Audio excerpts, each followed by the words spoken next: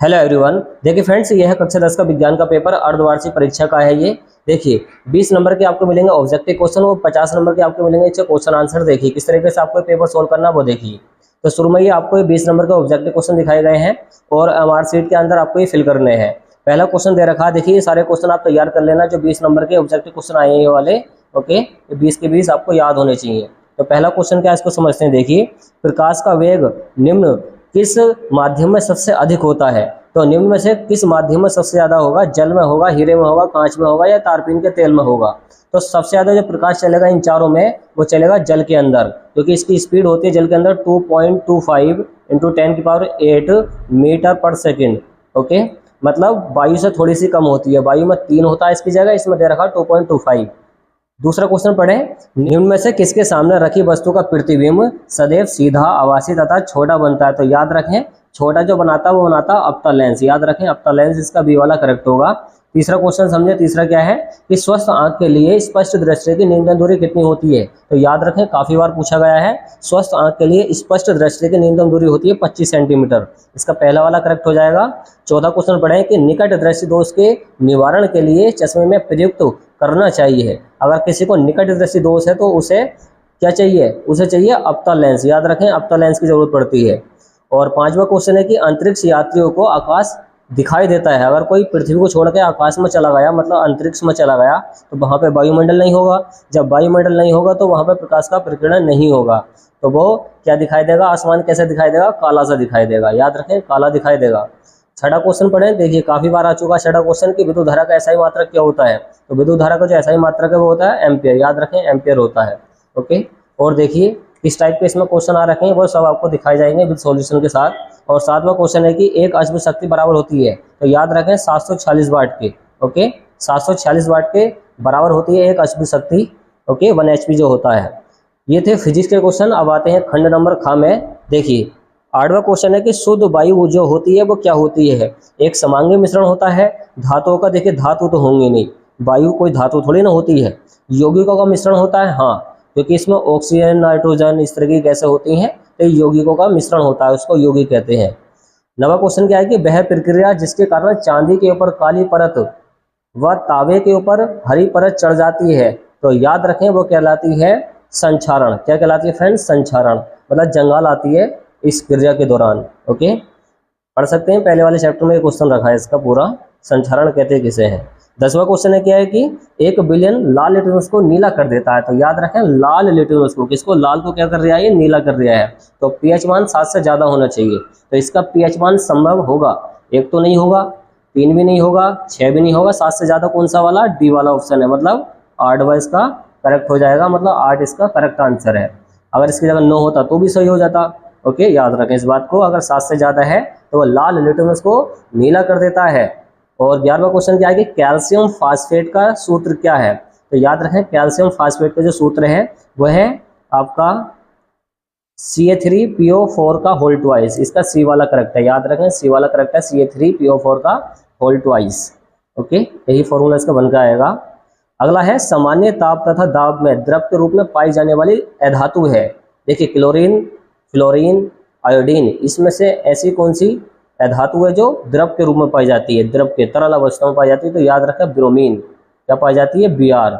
Br जो धातु होती है ये अधातु होती है, बट पाई जाती है कैसे रूप में? द्रव के रूप में। और 13वां क्वेश्चन क्या है कि निम्न में से कौन सा तत्व धात्विक है? देखिए फास्फोरस धात्विक नहीं है, धातु नहीं है। हीलियम तो वैसे भी गैस है। सल्फर क्या है? ये अधात्विक है। तो लिथियम है, क्योंकि लिथियम आपने बैटरियों में देखा होगा पूरी धातु होती है ये।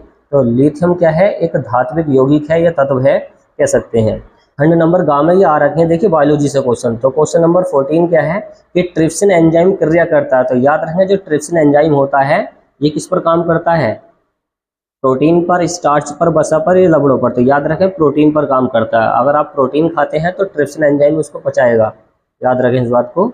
और क्वेश्चन नंबर 15 क्या है कि शुद्ध रुधिर को शरीर के विभिन्न भागों में ले जाती हैं? जो शुद्ध रुधिर होता है बिल्कुल प्योर वाला, ओके, वो शरीर के विभिन्न भागों में कौन सी धमनी लेके जाती है? तो लेके जाती है वो महाधमनी, क्योंकि महाधमनी में शुद्ध रुधिर बहता है। याद रखें शुद्ध रुधिर जो बहता है वो धमनी या महाधमनी में बहता है। ओके, इसको याद रख लें। और 16वां क्वेश्चन क्या है कि क्लोरोफिल अवशोषित करता है, जो क्लोरोफिल होता है वो जल को अवशोषित करेगा, खनिज लवण को अवशोषित करेगा, या फिर प्रकाश ऊर्जा को। तो प्रकाश ऊर्जा की वजह से होता है ये। ओके, सी वाला करेक्ट है। याद रखें, क्लोरोफिल प्रकाश ऊर्जा को करता है, जिससे कि अपना खाना बनाता है पेड़ जो होता है, पेड़ या पौधा। 17वां क्वेश्चन क्या है कि कोशिका वायु कोशिका। देखिए, वायु कोशिका का मतलब यह है कि एक ऐसा अंग जिसमें वायु रहती हो। तो यकृत में तो रहती नहीं है, आमाशय पेट होता है, जीभ में भी नहीं रहती, तो फेफड़ों में होती है। तो फेफड़े से रिलेट करता है ये। कोशिका वायु कोशिका पाई जाती है किसमें? फेफड़ों में। याद रखें, किसमें पाई जाती है? फेफड़ों में पाई जाती है। और क्वेश्चन नंबर 18 क्या है कि हार्मोन क्या होते हैं? तो याद रखें, हार्मोन जो होते हैं प्रोटीन नहीं होते हैं, जटिल कार्बोनेट होते हैं या साधारण कार्बोनेट होते हैं। तो याद रखें, एमिनो एसिड होते हैं। क्या होते हैं? एमिनो एसिड होते हैं। 19वां क्वेश्चन क्या है कि किस हार्मोन की कमी से मधुमेह रोग हो जाता है? तो याद रखें, इंसुलिन की कमी से। अगर इंसुलिन में गड़बड़ हो गई तो मधुमेह रोग हो जाता है। याद रखें इसको। 20वां क्वेश्चन क्या है कि घेंगा रोग का नियमन कौन करता है? थायरोक्सिन करता है, एड्रेनलिन करता है, इंसुलिन करता है या ऑक्सीटोसिन करता है? तो याद रखें, थायरोक्सिन। थायरोक्सिन। देखिए, किसी का गला जो होता है वो फूल जाता है, ओके, गुब्बारा सा बन जाता है गले का, तो वो घेंगा रोग होता है। तो थायरोक्सिन हार्मोन की वजह से वो हो जाता है। ओके, वो नियमन कौन जो करता है? हार्मोन करता है थायरोक्सिन। और एड्रेनलिन जो हार्मोन निकलता है, निकलता लड़ाई के वक्त।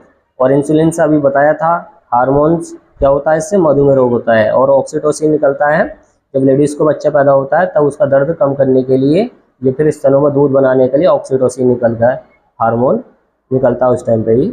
और अब देखिए, फिजिक्स का क्वेश्चन आ रखे हैं, ये मिक्स आ रखे होंगे। पहले देखिए, इसमें पहले फिजिक्स के दे रखे हैं, फिर केमिस्ट्री के दे रखे हैं, इसमें क्रमवाइज दे रखे हैं। पढ़िए इसको कि 15 सेंटीमीटर फोकस दूरी का कोई अवतल लेंस है। देखिए, अवतल लेंस में सारी चीज़ें माइनस की होती हैं। तो फोकस दूरी मतलब एफ का मान किसका? माइनस का। तो एफ का मान क्या होगा? ये माइनस का 15 होगा। याद रखें, माइनस का 15 होगा। किसी बिंब का प्रतिबिंब से 10 सेंटीमीटर दूरी पर बनता है। तो क्या बनने आई? देखिए, ये बन गया बिंब। बिंब का प्रतिबिंब। बिंब लेंस से कितनी दूरी पर स्थित है? मतलब दूरी चाहिए, यू का मान चाहिए, इसमें बी का मान दे रखा। बी का मान है इसमें आपका कितना है? 10 सेंटीमीटर। ये हमें पता कैसे चल जाए वो समझे। देखिए 15 सेंटीमीटर फोकस दूरी, अगर फोकस दूरी है तो वह एफ है।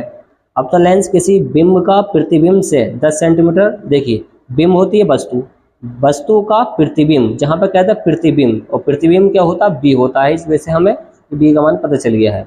और जहाँ पर कहते हैं दूरी पर स्थित है तो वो होती है यू। यू का मान इसमें ज्ञात करना है। तो आप इसमें फॉर्मूला लगाएंगे, कौन सा वाला लगाएंगे? इसमें लगाएंगे 1/f बराबर, देखिए लेंस वाला तो क्या आएगा? 1/f बराबर 1/b माइनस के 1/u। अगर लेंस वाला क्या है, ये लेंस वाला क्वेश्चन है तो माइनस का फॉर्मूला लगेगा, और दर्पण वाला तो प्लस वाला लग जाएगा। सारे मान फिट कर दे इसमें। 1/f का मान कितना? माइनस के 15। क्या है? माइनस के 15। बी का मान दे रखा है, क्या दे रखा? माइनस के 10। क्या दे रखा? माइनस के 10। इधर कौन चल जाएगा? 1/u। इधर माइनस का, इधर खींच के प्लस का हो जाएगा, तो 1/ माइनस के 15, और इधर को खींच लें, इसको प्लस का हो जाएगा ये। इधर बचेगा माइनस का 1/u। 1/u, इधर माइनस का 1/u बच रहा है, तो याद रखें। ओके, इसको सोल्व कर दें। एलसीएम कितना आ जाएगा? एलसीएम आ जाएगा 30। 15 दूनी 30, 2 बार काटेगा क्योंकि माइनस से काटा तो माइनस को 2 आएगा, प्लस आया बीच में तो प्लस लगा दें। ओके, अब क्या हो जाएगा? अब 10 या 30, 1/u माइनस का चल लिया ये, तो 3 में से 2 निकालें, 1 बचेगा, तो 1/30 बचा। इधर कौन बचा? इधर बचा 1/u माइनस का बचा, तो माइनस का 30 सेंटीमीटर आ जाएगा। ओके, इधर का माइनस इधर को चला जाएगा, माइनस माइनस से गुना करके। ओके, तो याद रखें माइनस का 30 इस तरीके से सोल्व होगा जाएगा, और आप अच्छी तरीके से इसको सोल्व कर लेना अपने तरीके से।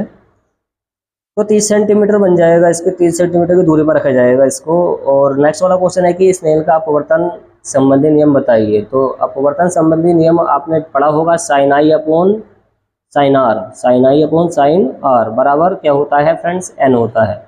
स्नेल का नियम होता है अपवर्तन कोण की जिया, देखिए आपतन कोण की जिया और अपवर्तन कोण की जिया के अनुपात को स्नेल का नियम कहते हैं। और नेक्स्ट वाला क्वेश्चन है कि हीरा क्यों चमकता है। देखिए, जब हीरे में प्रकाश फंस जाता है तो प्रकाश का अपवर्तन होता है उसके अंदर, हीरे के अंदर तेजी से, इससे वो चमकने लगता है, प्रकाश बाहर को जा नहीं पाता तो तेजी से अंदर चमकता है। नेक्स्ट वाला है कि निकटदर्शी दोष से आप क्या समझते हैं। अब ये निकटदर्शी दोष क्या होता है? देखिए, एक ऐसा व्यक्ति जिसको निकट की वस्तु तो साफ दिखाई देती है, परंतु दूर की वस्तु साफ नहीं दिखाई देती है, मतलब स्पष्ट रूप से नहीं दिखाई दे पाती हैं, तो उसको बोलते हैं निकटदर्शी दोष। इसमें अपता लेंस का यूज करते हैं, याद रखें। अगर आपसे ये नहीं हो रहा तो आप ये कर सकते हैं समांतर क्रम में प्रतिरोधों का संयोजन। और समांतर क्रम का फॉर्मूला होता है 1/r बराबर 1/r1 plus 1/r2 plus 1/r3। ये फॉर्मूला सीख करके निकालना था इसमें। अब देखिए केमिस्ट्री को क्वेश्चन आ रखे हैं कि रेडॉक्स अभिक्रिया क्या होती है, जिसमें अपचयन और उपचयन अभिक्रिया एक साथ होती है, उसको बोलते हैं रेडॉक्स अभिक्रिया। नेक्स्ट वाला है कास्टिक सोडा के दो उपयोग, मतलब NaOH के दो उपयोग लिखिए। तो ये भी आपको पढ़ना है अच्छी तरीके से, केमिस्ट्री का क्वेश्चन है, काफ़ी बार रिपीट हुआ है। और देखिए क्या क्या क्वेश्चन आ रखे हैं इसमें, ये दीर्घ वाले क्वेश्चन है 6 नंबर वाले, कि प्लास्टर ऑफ पेरिस पर ताप का क्या प्रभाव पड़ता है। तो ये केमिस्ट्री का क्वेश्चन है और संक्षारण पर टिप्पणी लिखी, जिससे जंगाल आती है, जिससे चांदी पर आ जाती है और तांबे पर आ जाती है, तो संक्षारण की वजह से आती है, जैसे भी ऑब्जेक्टिव क्वेश्चन में मालूम किया गया था। अगला है वायवीय श्वसन पर टिप्पणी लिखिए। तो वायवीय श्वसन क्या होता है, जो हम सांस लेते हैं उस पर टिप्पणी लिखनी है। नेक्स्ट वाला है जाइलम तथा फ्लोएम में पदार्थों के वहन में अंतर बताइए। देखिए जाइलम क्या करता है, पौधों में जल को उठा के लेके जाता है, जो जल को लेकर जाता है वो जाइलम है, और जो खाना बना के लेके जाता है वो फ्लोएम है। तो खाने से रिलेट करता है फ्लोएम और जल से रिलेट करता है जाइलम। ओके, जल से रिलेट करता है जाइलम। तो जल को जो पुचाएगा पूरे पेड़ में, जाइलम पुचाएगा ऊतक, ऊतक होता है ये, और फ्लोएम जो ऊतक होता है वो खाने को पुचाता है। तो ये मेन अंतर है इसको, और पढ़ लेना ध्यान से। नेक्स्ट वाला है कि इंसुलिन का क्या महत्व है। तो इंसुलिन क्या करता है हमारे शरीर में, ये कंट्रोल करता है डायबिटीज़ को, याद रखें डायबिटीज़ को। नेक्स्ट वाला है कि पादप हार्मोन एथिलीन के दो प्रभाव लिखिए। तो एथिलीन गैस जो होती है उसके प्रभाव लिखने हैं। अधवा में दे रखा कि पुष्प की अनुदैर्ध्य काट का चित्र बनाइए। तो पुष्पी पादप देखिए, एक पुष्प होता है, उसमें बाह्य दल क्या होता है, इस टाइप से जो चित्र आपने बनाया होगा। ओके, इस टाइप का एक चित्र आता है इसका, तो वो चित्र पढ़ लेना। एक बाह्य दल होता है, एक दल होता है, इसके सारे भाग पढ़ लेना उसके फूल के। तो ये इस तरीके से पेपर आ रखा है अर्धवार्षिक का, और इसी से रिलेट करके क्वेश्चन आपसे बोर्ड एग्जाम में पूछेंगे। ज़्यादा से ज़्यादा ये ऑब्जेक्टिव क्वेश्चन पक्के कर लेना, और मिलते हैं नेक्स्ट वाली वीडियो में, जो आपको नंबर इंक्रीज करा के देगी पेपर के अंदर फ्रेंड्स।